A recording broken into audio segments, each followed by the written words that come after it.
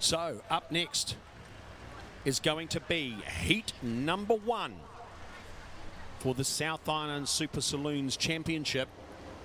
They had a bit of a get together in the club rooms just to iron out a couple of things they were after. So instead of all going out at the same time and trying to go through heats, they decided to break it up a little bit. 3 groups, 3 heats, 12 laps each. That's the format these cars are going to be running here tonight, as we see some of the cars starting to come out onto the track.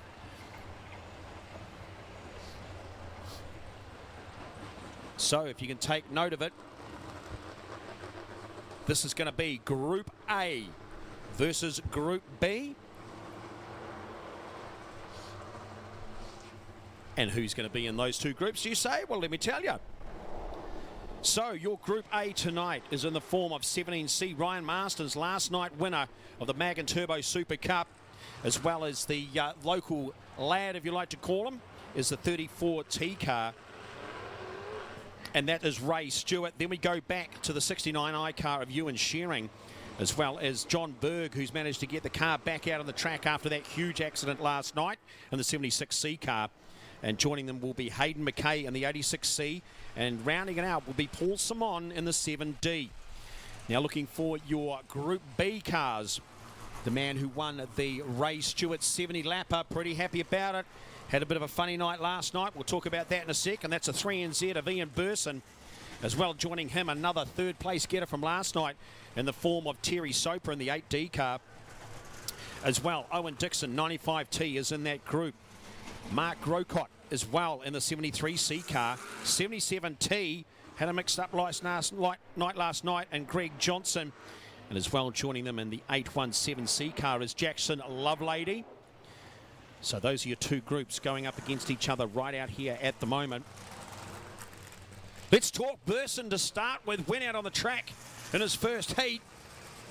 Just about to get the jandle into it, and something didn't feel right. The crew were waving from the side, and the right front of that car had about 25 degrees negative camber. As they found later, there was a broken part on the front of the car. It was so fine when it hit the ground and drove out onto the track. As it went on the track and turned, a component of the suspension broke, and unfortunately they didn't get to run the heat in that one. So Burson all repaired, ready to rock and roll. As we said, another driver that was involved in a big crash over there in turn number 3, and that's a driver of 76, Paul Berg. In fact, that car, if you weren't here last night, there's a Manitou sitting out the middle of the forklift. 4-wheel drive forklift had to carry that car off the track. They couldn't even wheel it. The crew have done an absolutely outstanding job to get that car fixed and back out in front of you tonight.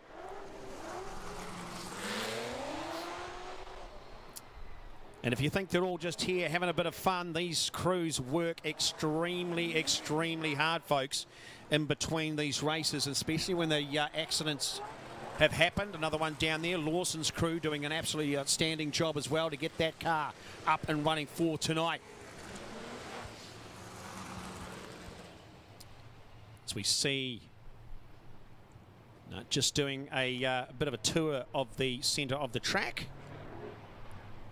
Short just to get back in the right position is Hayden McKay in the 86 car, down from Christchurch. So yellows are still out. Car's doing a little bit of wheel packing, trying to get that 2 lanes open tonight. Travis Clark of the course is giving them thumbs up or thumbs down. Just asking the drivers if the track is okay to race on. It's the drivers that make that safety decision. They're the ones peddling it. I can still see a wee bit of moisture down there in towards turn 1 and 2. And that's where all the action will unfold, folks. Drivers sometimes underestimate that turn 2, the way it tightens up. And for those people listening in, and if you jump on the website and you have a look at the track here in Cromwell at the Heavy Track Central Motor Speedway, we like to call it a little different. Others like to call it an egg. We're sure we're right. It's just a little different. Drivers absolutely love it. I was talking to Burson after he won the 70 lapper and just earlier on tonight, He says, oh, it's great to be back here. He says, I absolutely love it. Slingshot it out of 2, head down to 3. He's probably one of the fastest corners, as well as Lawson said the same thing. Fastest corners in New Zealand Speedway. And they just soak it up. Although they say the thing with Cromwell, when it bites hard. So Travis just putting the chalk line down. Especially with a championship, they definitely use a chalk line. There's no mistaking whether you jump a start. And that will be very, very carefully monitored. And if you jump too badly, they will yellow it straight away and you will be relegated to the back of the field. So as we said, Burson, he sets the pace. It's going to be up to Ryan Marsden to match it as they head down to turn number 3 now. Absolutely cracker evening. It's up to about 20 degrees at the moment. Just nice. A little bit of wind as they come through turn number 4. Green flags at the ready. They cross the line together and away they go. Burson with a great charge off the line down towards turn number 1. Ryan Marsden, he's not giving anything. And Terry Soper there as well. So is Ray Stewart. Few of the cars having a bit of biffo further back there. 3 wide on the back line going down towards turn number 3. They all managed to sort themselves out. So lap number 1 ticked off. We're underway in this, the first heat of the night for the New Zealand Super Saloons Championship, South Island. Oh! Yeah, bit of a problem there. Yellow flags come out. That caught a few of them unaware. Burson backed out of it. A few of them jumped up pretty quick. And obviously the cause of the yellow over there on the opposite side coming out of turn number 2. There's a bit of debris on the track. And that is the last thing you want to come across in one of these cars and have that go through a tyre, because the next thing to come at you is turn 3 and there ain't much moving down there when you hit the wall.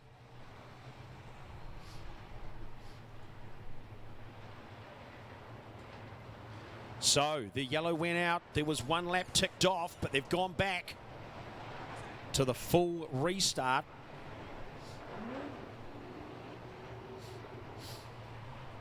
One of the great things about Speedway is the efficiency that they can get this done. Every driver has a small radio in the car, a receiver that is attached to some headphones in their ears. Generally in one, and sometimes the team have the radio in the other one. But they listen to race control. No, race control have said, we're going to go back to 1 lap on the scoreboard. And it's going to be single file by the looks of things. So they're just going to have to see who was in what position. And as I said, the in-ear system, race control, the Mitre Speedway New Zealand officials will be talking to the drivers and telling them to get in the right position. I see Soper there was arguing the point a little bit with Ray Stewart, still is, as they come through turn number 3. So one will be right, one will be wrong. And they'll have to sort that out reasonably quickly. A little bit further in the pack, 73C of Grocott. He thinks he should be in that position. Berg comes in behind, then we go back to Johnson. So sitting there now, we've got Burson. Then we go back to Ray Marsden, Soper, Stewart, then Ewan Shearing, then back to Owen Dixon. That's your top 6 as they come round now.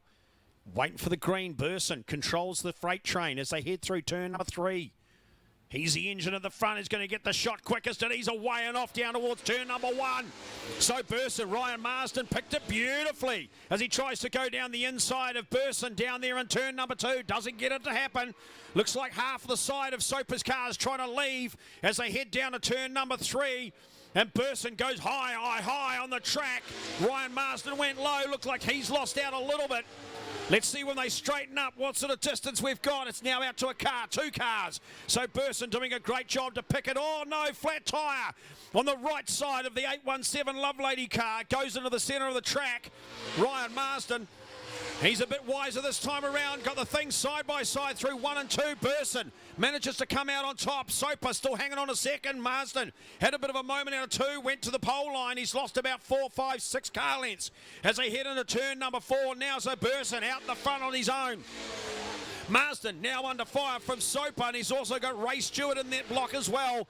Owen Dixon will be mixed. Ewan Shearing just about overcooks it, and he does. Ewan Shearing overcooks it in turn number 2. He'll go to the back, keeps it going. But out the front, it's Burson at the moment, doing a fantastic job. Ryan Marsden starting to make up for that small mistake out of turn 2. A lap before, a couple of cars starting to get well attitude down there into turns 1 and 2. Oh, Berg's another one. He had to get out of it, got the car sideways, hopped it. So he drops back a bit. Out the front of the moment with 6 laps down, 6 to go. It's Burster, Ryan Marsden. He's only 2 cars back. There we go, about 6 back to Soper. Side of the car just hanging in there. Ray Stewart's another car length back. 5th position, Owen Dixon. He's going to be 6 away from the 4 as they head down into turn 1 and 2 again. Burson starting to use a little bit of that high line on the track through 2, trying to get the grip. Plenty of loose clay out there. I'm not sure he wants to get too much into it. Ryan Marsden follows him exactly the same line through 3 and 4. So that's where the speed is at the moment. They follow each other. Oh, Ryan Marsden gets up into the dirty stuff in 2. Hasn't hurt him too much. There's only a car length in it as they Constantina down towards 3 and 4. Coming across to collect lap number 9, though. Marsden gets up way too high. In 4, that gets Soper on his back bumper. Loses about 3 or 4 to Burson at the front. So Burson doing a great job to keep it clean. That's what you've got to do here in Cromwell. Ryan Marsden, all the work to do now to catch up, try to defend off Soper. And Ray Stewart just hanging in on 4th position. He's just waiting for the opportunity to get past. Owen Dixon, a lonely man in 5th position. And then we go further back with a 73C car of Grocott. But the white flag comes out now for Burson, although Marsden has made up the margin. And he's now only a car length off the back. Soper's 1 or 2 back. They're heading down towards turn number 3. Ryan Marsden, he's tried everything he can to get past Burson. It's going to be close towards a finish, but Burson's going to do it. Heat 1 winner. In the 3NZ car, Ryan Marsden next. Then we'll go to Soper. Then we'll go to Stewart. Owen Dixon's next. And then we'll go to the man they call Fluffy in the 73C car. And next will be Hayden McKay. Then we'll go back to Greg Johnson, Berg, as well as Sheringham. As I said, Lovelady. Jackson parked in the middle there with a flat right rear tyre. Fastest out on the track. Let's have a look. Ryan Marsden, 16.59. Then taking the next is going to have to be Soper on a 16.65. And then we'll go to Burson on a 16.74. So one of the rules, and it's very strict in this championship, is that if you get an outside tyre flat or going flat, you must pull in. You cannot continue. You'll be sent to the centre. Inside, not too much of a problem. Outside, a definite no-no. Hence why the 817C from Christchurch parked there. Lovelady, not going to be happy, but the worst saying in the world is that's motorsport.